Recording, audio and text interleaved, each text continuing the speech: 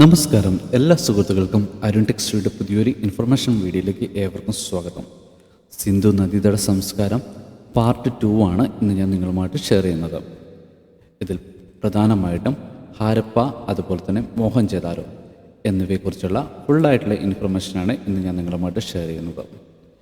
ഹാരപ്പ എന്ന് പറഞ്ഞിട്ടുണ്ടെങ്കിൽ സിന്ധു നദീതട സംസ്കാരവുമായി ബന്ധപ്പെട്ട് ആദ്യമായി കണ്ടെത്തിയ സ്ഥലമാണ് ഹാരപ്പ എന്നറിയപ്പെടുന്നത്. കണ്ടെത്തിയത് ദയാറാം സാഹ്നി 1921 കണ്ടെത്തിയിരിക്കുന്നത്.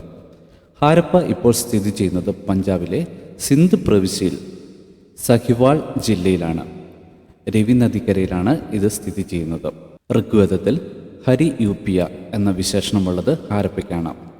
സൈന്ധവ ജനത മൃതദേഹങ്ങൾ പെട്ടിക്കുള്ളിൽ അടക്കം ചെയ്തിരുന്നു എന്ന് തെളിവ് നൽകുന്ന ഒരേ ഒരു സ്ഥലം ഹാരപ്പ തന്നെയാണ്.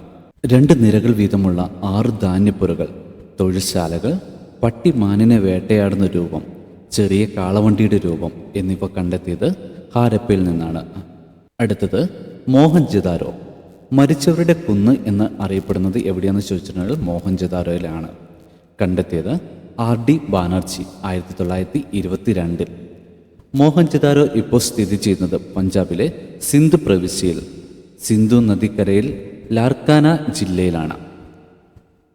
മഹാസ്നാനഘട്ടം, അസംബ്ലി ഹാൾ, വലിയ ധാന്യപ്പുര, നൃത്തം ചെയ്യുന്ന പെൺകുട്ടിയുടെ വെങ്കല പ്രതിമ, പശുപതി മഹാദേവന്റെ രൂപം, പുരോഹിതൻ എന്ന് കരുതപ്പെടുന്ന ഒരു താടിക്കാരൻ്റെ രൂപം, എരുമയുടെ വെങ്കല രൂപം എന്നിവ കണ്ടെത്തിയത് മോഹൻജദാരോയിൽ നിന്നാണ്. ഈ ഒരു ഇൻഫർമേഷൻ നിങ്ങൾക്ക് ഏവർക്കും ഉപകാരപ്രദമാകുകയാണെങ്കിൽ നിങ്ങളുടെ സുഹൃത്തുക്കളിലേക്കൊന്ന് ഷെയർ ചെയ്യുക. അതുപോലെ തന്നെ നിങ്ങൾ ആദ്യമായിട്ടാണ് ചാനൽ കാണുന്നത്, ചാനലൊന്ന് സപ്പോർട്ട് ചെയ്യുക. തൊട്ടടുത്ത് ബെൽ ബട്ടൺ ഒന്ന് എനേബിൾ ചെയ്യുകയാണെങ്കിൽ ഞാനിടുന്ന PSC റിലേറ്റഡ് ആയിട്ടുള്ള എല്ലാ ഇൻഫർമേഷൻസും ക്ലാസ്സുകളും നിങ്ങൾക്ക് യഥേഷ്ടം നോട്ടിഫിക്കേഷനായി ലഭിക്കുന്നതാണ്. അപ്പോൾ അടുത്തൊരു ദിവസം പുതിയൊരു ഇൻഫർമേഷനുമായി കാണുന്നവരെ നന്ദി, നമസ്കാരം.